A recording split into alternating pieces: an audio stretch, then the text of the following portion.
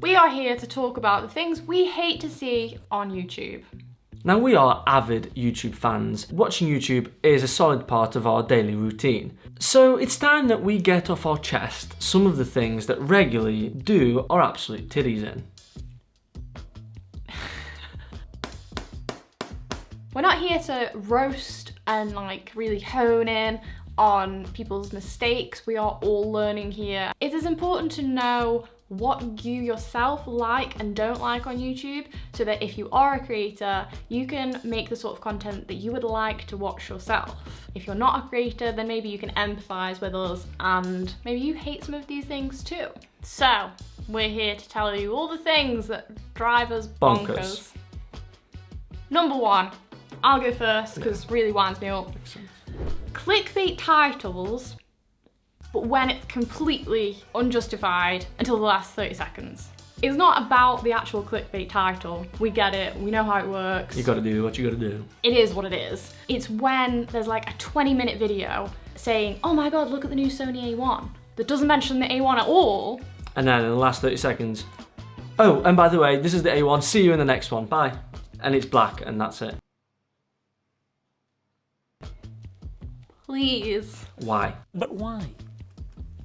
Why would you do that? Why would you do any of that? It's about valuing your viewers' time, and with a clickbait title, that's fine to get them Hooked in and pull them in, but then you've got to give them something in return. Give them what they want. Like, you gotta back it up with something. Like, we did a video where the title was clickbaity. Yeah.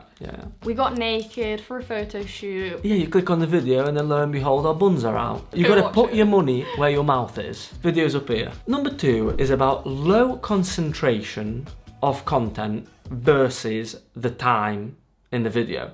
I feel like that could have been so much better. Like, Probably. you've literally that was like an example of what not to do. So this is about the video being rich in content. If you can pass all of the information, all of the value in 2 minutes, don't stretch it to 8 just to make the mid-roll ads. Point number 3. Yeah, but is there anything else we can actually say on that? No, I think we shouldn't. Time is precious. We shouldn't. That's literally what it says there. We've made our point, let's go. Number 3 is about inappropriate sponsorships and their placement. This whole video was actually sparked by this grievance.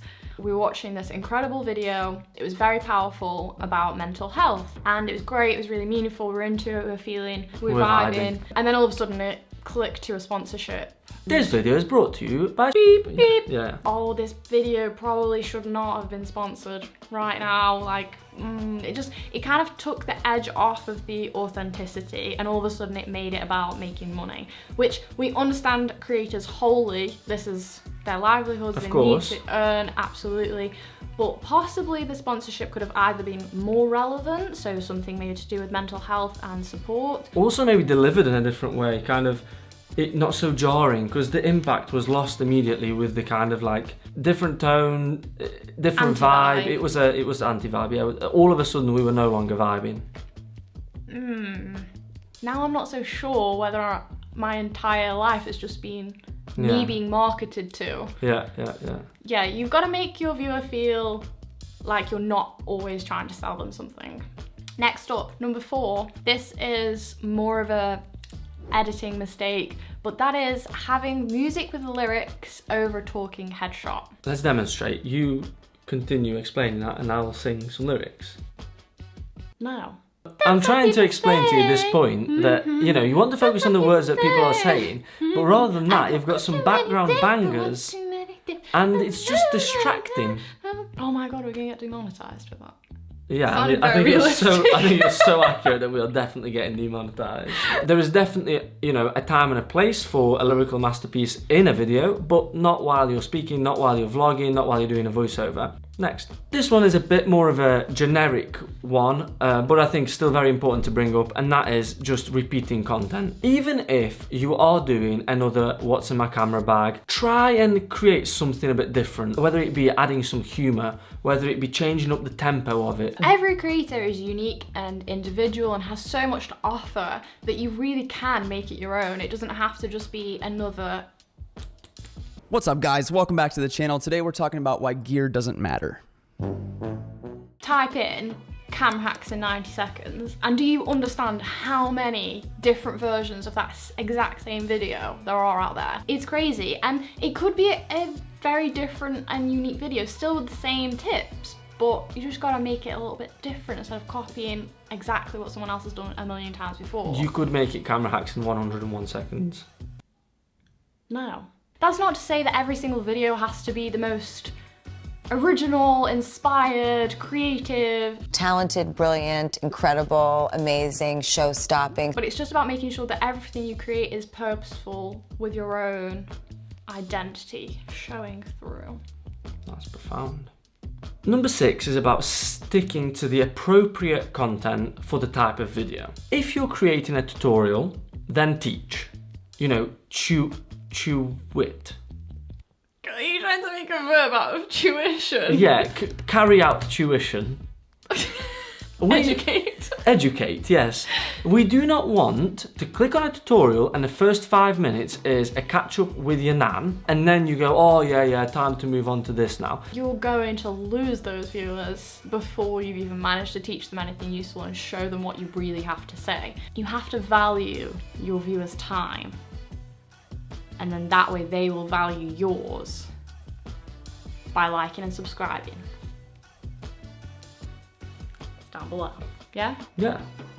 Yeah. Last but not least, number 7 on our list is lack of authenticity. Viewers can tell so easily and so quickly when you are not being true to yourself. It's so important on a platform like YouTube, which is so based around community, to be honest. You have to have that level of authenticity that is going to build that bond. People are going to trust you, people are going to trust you with their time. It may be the case sometimes that you're not in the best of moods and you still have to put a video out there. Hello, darkness, my old friend. But it's just about generally being honest. And as long as it is a topic that you believe in, as long as what you're saying, what you're delivering is something that is true, and yet you believe in that, then that's absolutely fine. The viewer will be able to tell that. Absolutely. Yes, thank you. That's it. So those were 7 things we hate to see on YouTube. This is a very useful exercise to improve yourself as a creator. It's really important to ask that question when making a video. Would you like to watch this? Does this tickle your fancy? This way you can create the sort of content that you would like to watch. These are just our opinions. I'm sure you've got your own and things that you hate that we might actually enjoy. So it's just a personal exercise, like Bart said, to test your skills as a creator. We wanted to be speedy for you to practice what we preach. So we're Sal and Bart from Trio Stories. Thank you so much for watching. Let us know in the comments if you hate things that we do. Please don't, I'll cry. If you agree with these things. Or maybe you have some of your own pet peeves when it comes to watching YouTube. We'd love to hear them. And we'll see you in the next video. Bye. 30-minute videos aren't bad. It's just as long as there is enough content in those minutes. And obviously our humour definitely makes up the value, yeah? It's what the people want. Because we wanted to practice what we preach. And get our ducks in a row. I mean, no, that Oh, doesn't come work. on.